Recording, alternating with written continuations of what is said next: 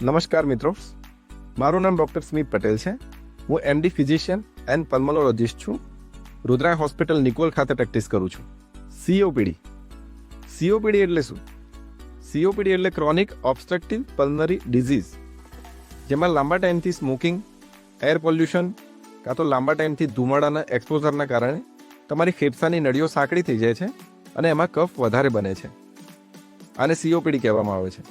ઘણા લાંબા ટાઈમથી ઉધરસ આવી અને કફ નીકળવો એ સીઓપીડીના અર્લી લક્ષણો હોઈ શકે છે, તો એને ઇગ્નોર ના કરવા જોઈએ અને સમયસર તેની તપાસ કરાવવી જોઈએ. સીઓપીડીનું નિદાન કઈ રીતે કરી શકાય? તો એક simple test, pulmonary function test, જેમાં ફેફસાની ફૂંક મારીને તપાસ કરતા હોઈએ છીએ, એનાથી સીઓપીડીનું કમ્પ્લીટ નિદાન કરી શકાય છે.